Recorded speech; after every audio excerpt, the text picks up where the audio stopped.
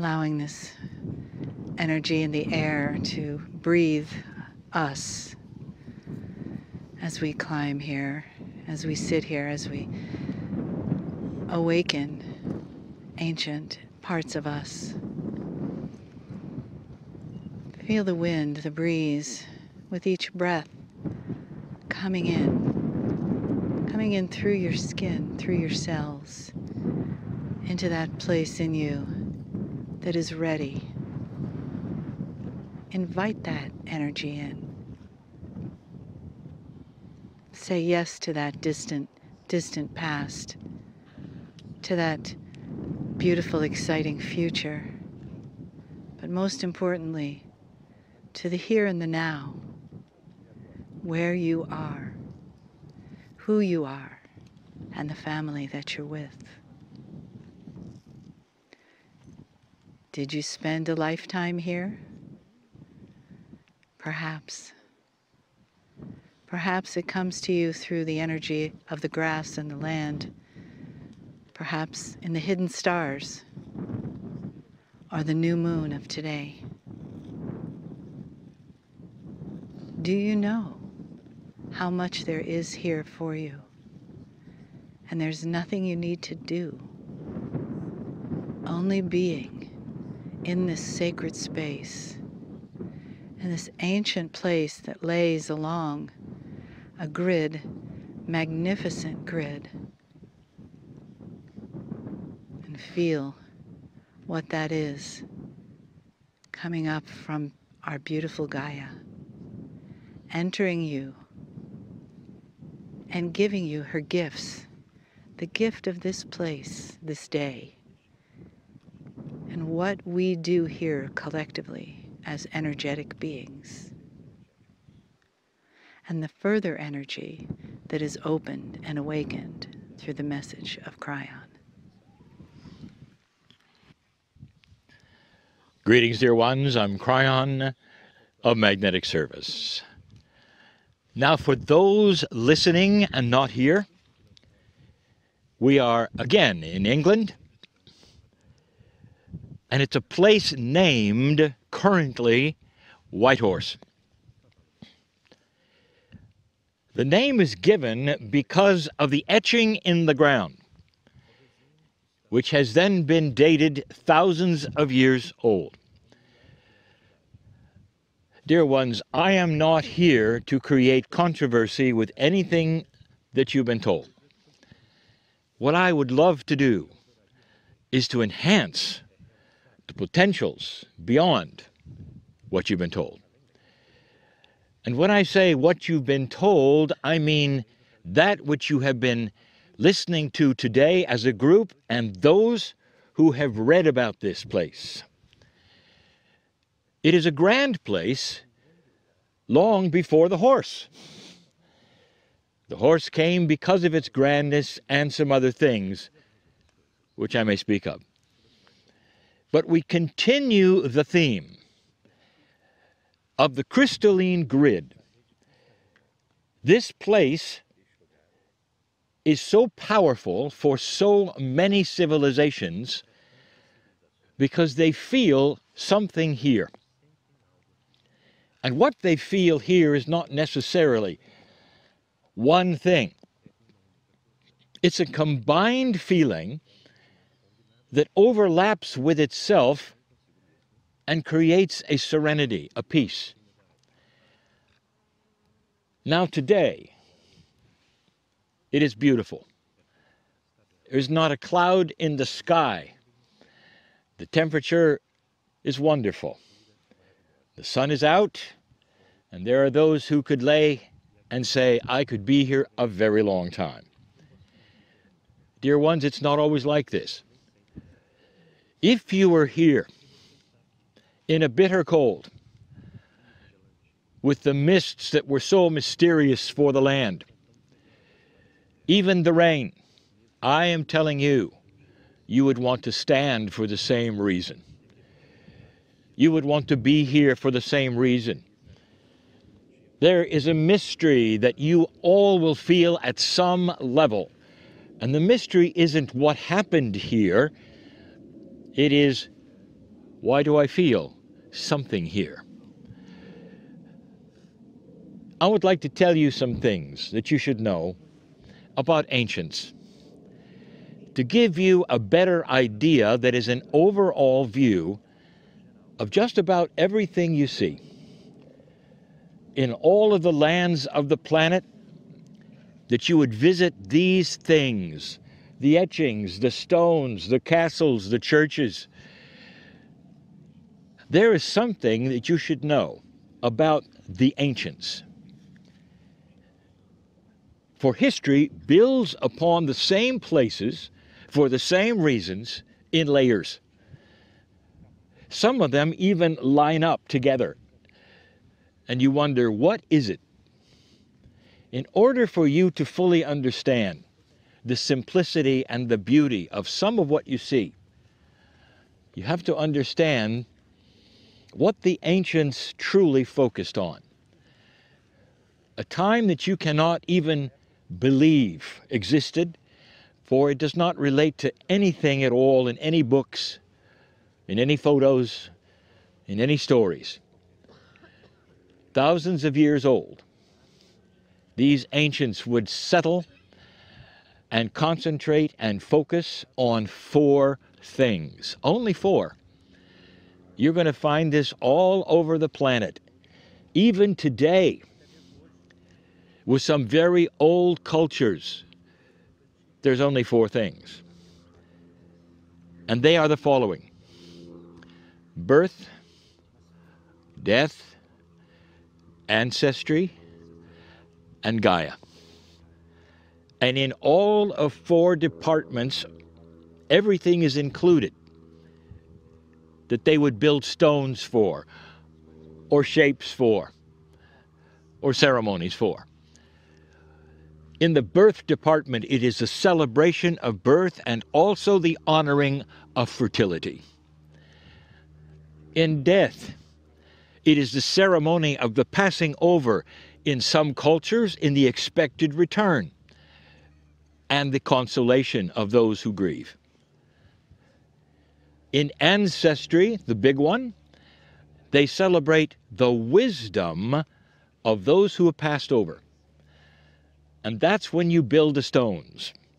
And that is where the monuments come.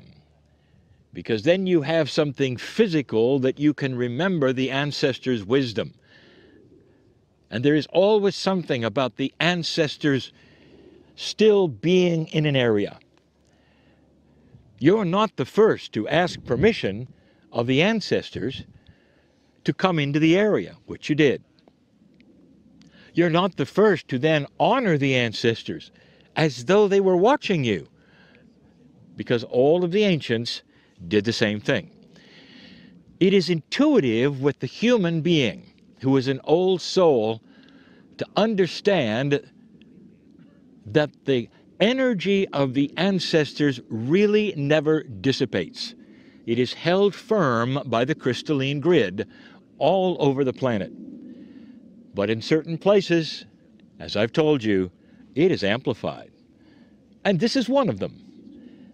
And that is why some of you will feel what you feel, which is an honoring. It doesn't mean you were here. It doesn't mean you lived here. It doesn't mean you died here. It means that the ancestors recognize you, old soul, in this time on the planet and are saying, good job. We've worked hard and long for this. And that is what is under the grass here. The 4th attribute is Gaia. Now, Gaia encompasses many things, including that which is the weather, food production of those who learn to grow things, the animals and hunting for those who were hunters, and, dear ones, the stars. You might say, well, why does Gaia involve the stars? Dear ones, if you were here on this hill with the weather like it is at night with no sun, the sky would light up and you would see all the dots. You would see the Milky Way. You would see the stars every night. And to them, this was Gaia. It is part of the Earth experience. Today you know that the stars are distant, but to them, they are friends. They mean things. The constellations line up. They draw lines between them. They build things between them. These are the four attributes that have driven everything you see that is ancient even today. When my partner was in Egypt, they used the stars for alignment, pointing to certain places and certain reasons, for the same reasons. But that's all they saw. There was an honoring of Gaia there as well, and an according building that they did, very sophisticated, which aligned with the stars. In these four things, you will identify almost everything you see. White horse. When it was constructed, if you want to say that, it looked vastly different than you see today. Can you appreciate thousands of years going by where it was literally abandoned and then celebrated, brought to life again, celebrated again, abandoned again, and then discovered yet again? And each time it was improved. You could see under the grass, if you really wanted to, what the really shape was. It was a little different than you see today. Some ask, well, was it really a horse? Indeed, it was an animal. What did it represent and why was it put? I will tell you. And this is controversial, dear ones, for there is no writing to consult. But I was there. Some of you were too. It was fertility. Now, what is the energy of the land that you sit upon? It is rebirthing. It is life. It is one of the four attributes, and that is birth. And that is the overall feeling of this area. And the celebrations that were here through history varied greatly from fertility. And this is the way history is, dear ones. For different cultures and different times assign different values to different objects and things. But here, there was always benevolent celebration. There was no war celebration here. There was no amassing for battles here. And part of what you feel is that there was no energy to remember of death and destruction, horror and grief. What you remember is the ancestors and the idea of light and new birth. This is what the ground shouts at you even now. It doesn't go away. Now there's more. And now I'll give you something to ponder. I drop pearls of pondering. All over the planet, there's interested ones who will start drawing lines between things. And they will notice that the lines have symmetry. When we were in the country you call Hungary, we told them of the lines that went to their portal from all over the planet to that which we called the beating rock. And there was a reason for it. And they called the lines ley lines. And so did we. We told you that some of those lines were human consciousness created. Now that would also include the energy lines of the crystalline grid, because the grid remembers consciousness. So you may have what you call ley lines that are ancient and modern at the same time, because many societies have honored them and laid their own memories upon them. But not all the lines are ley lines. Some of them are practical lines. And let me explain this. Now, this is controversial. You are here on the hillside. What if I told you there used to be a river here? You would say, well, that's interesting. It's up in the air, Kryon. How could a river go uphill? Then I would ask you, do you think that the topography you see today is even a bit similar to 4,000 years ago? And you would say, okay, there's probably been some changes. And you'd be right. Dear ones, I want to give you some information. Sometimes the straight lines between objects, between the circles, between fortresses, between churches, even between portals, are natural lines where water is on the surface, called a river.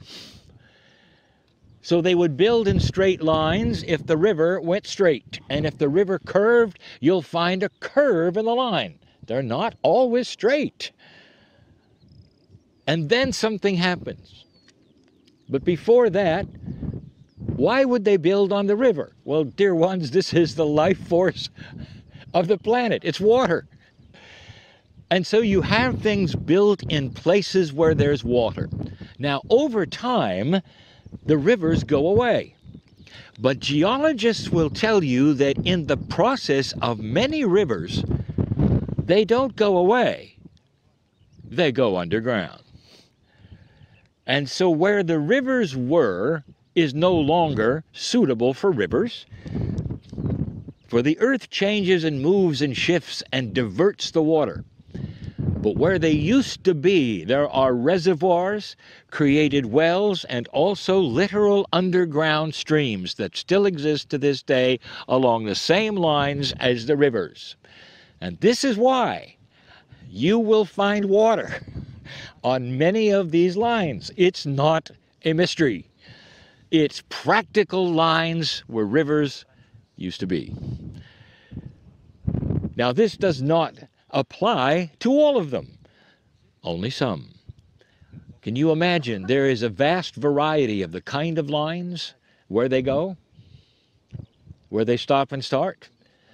And if they are connected to Gaia and consciousness, they've been created again and again.